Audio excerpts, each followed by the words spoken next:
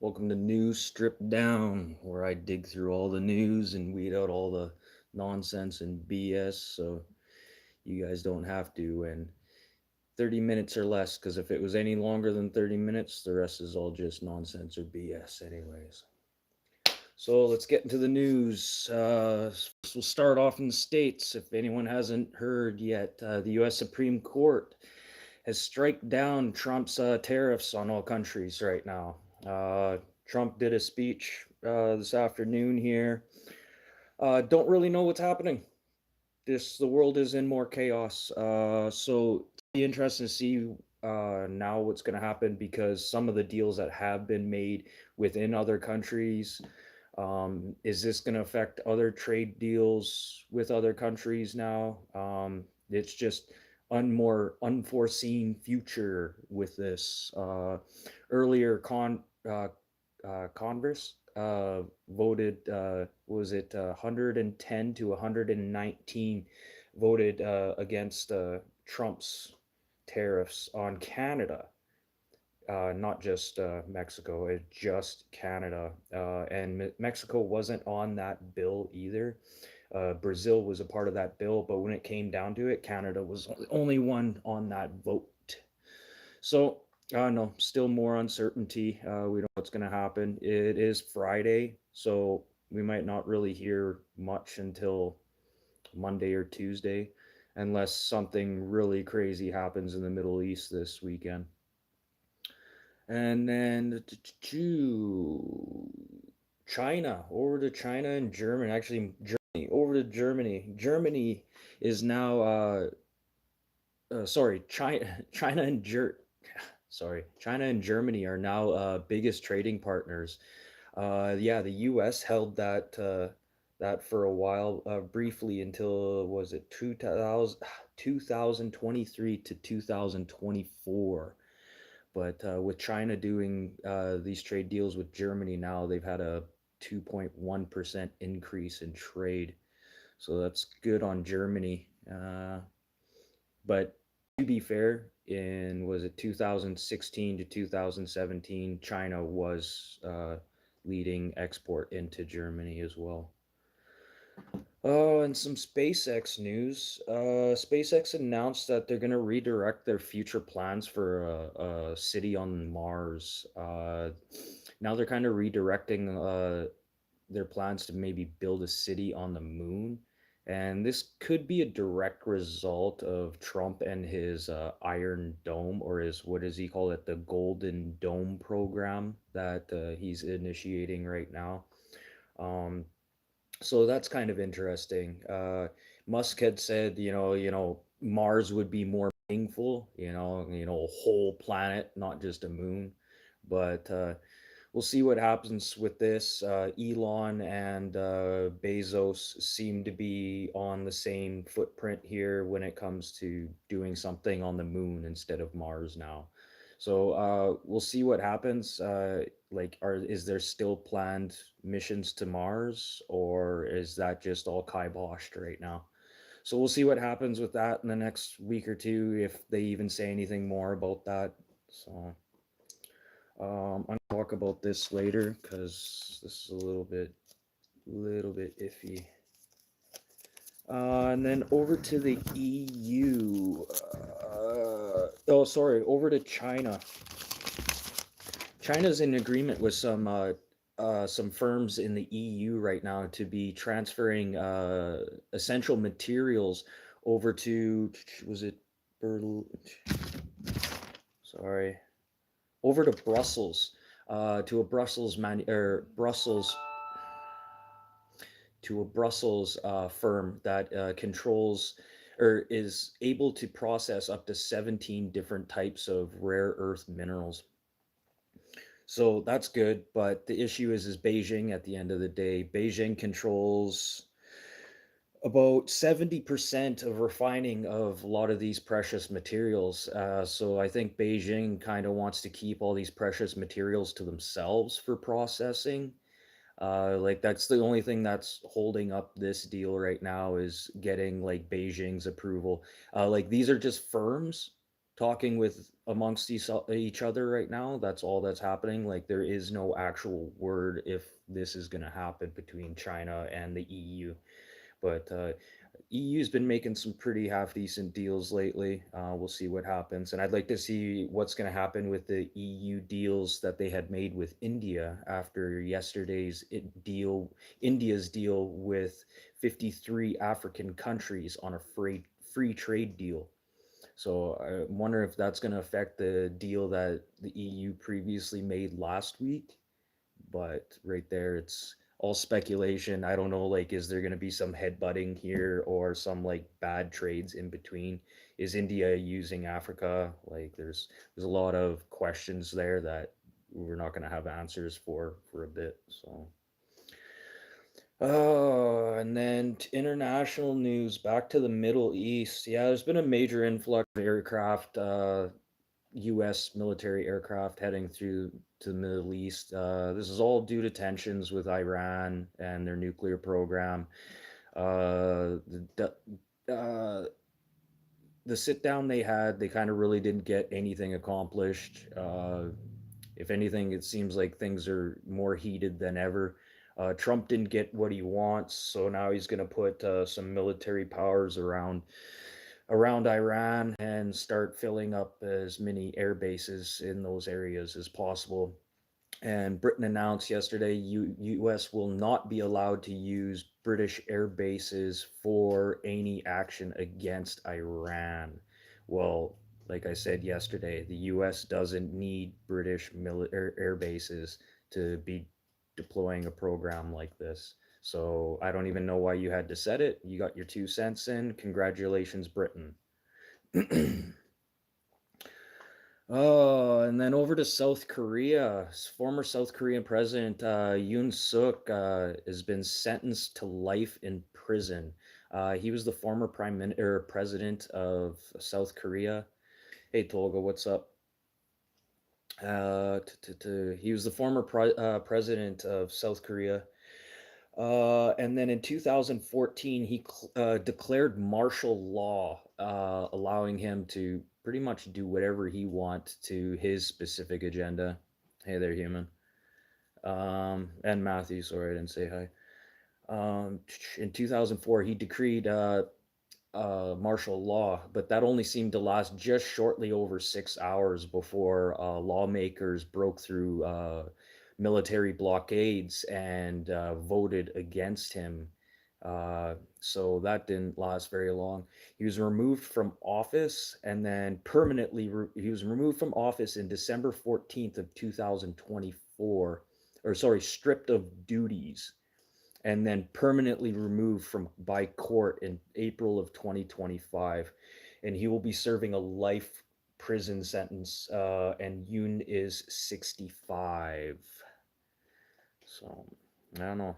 President going to jail. That doesn't happen very often, eh? Think about that. Uh, Ooh, this is some really big news. It'll be interesting if we actually come somewhere with this. Researchers at the Jefferson National Acceleration Facility in Newport, Virginia, are focusing on a dual purpose breakthrough right now. They're going to be creating carbon free electricity from spent nuclear fuel rods. Interesting. Interesting. This will be drastically reducing the radioactive lifespan. The Department of Energy's $8.17 million in grants is part of their Newton program. Newton, don't ask me to even break that down, what that's all about. I got to look that up a little bit more. But anyways, it's about getting rid of waste, apparently. Their Newton program. And this could cut the radioactive life of nuclear spent fuel rods by 99.7% while creating carbon free energy, which is unfreaking real. So that's good. Let's see what happens here in the next couple of years. We're definitely going to see some more government funding headed that way for sure. If they can really break down this spent fuel rods down to 99.7%, that you could literally throw that stuff in a landfill after, and we wouldn't have to worry about what to do with these spent nuclear waste. This is huge globally. We should all be paying attention to this and what they're doing in Newport, Virginia, at this Thomas Jefferson Natural Particle facility. Definitely check that out. Thanks, Tolga, for the shout out, man. Like that. Thanks, man. And then back to Germany and France again, man. Yeah, I talked about this yesterday. Germany and France's joint effort on that aircraft there. Yeah, it's just not working out. By the sounds of it, the commissioner, the chancellor, sorry, of Germany, he's gonna probably get some more F-35s, considering they already have some F-35s in their fleet. They're kind of already familiar with them. They kind of know what they're getting into already. So that's interesting. And this is all due to the yeah, France and Germany's joint effort to build an aircraft. And just nothing's this has been going on since 2017, this effort. And any such like progress, they're not going to see until about 2030 or 2034. So like that's like still another 10 years away before they even see another aircraft. Germany did put money aside specifically because they wanted a variety of aircraft, kind of appease the UN and everything. So that's a little bit interesting, but by the looks of it, I think there's no word if they're gonna look into those Saab jets. But if I'm correct, I think Germany already does have a few of these Saab aircraft as well. So, but they're really looking into these F-35s. And uh, from some military general who's unannounced, they probably will be getting these F-35s, but this isn't for sure. It's just speculation right now, but by some high up military guys, they're saying probably be so. And then over to Iceland. Wow, I don't hear about Iceland very often. This is interesting. Yeah, U.S. company Century Aluminum will be starting up their aluminum smelt again after having a major equipment failure. Some of their transformers blew up due to that's their main process of actually melting the aluminum and processing it. Uh, it was supposed to be a year delay, which did affect European markets in aluminum. They were pushing out around 470 metric tons of aluminum just out of Iceland per year. So that's a pretty big market. Pretty hard on Iceland right now if they aren't running this facility. Projected full operation of this plant in Iceland is going to be July. And like I said, it'll be done 6 months sooner than before because apparently they can get these transformers sooner than later, which is very good. And then over here to Manitoba.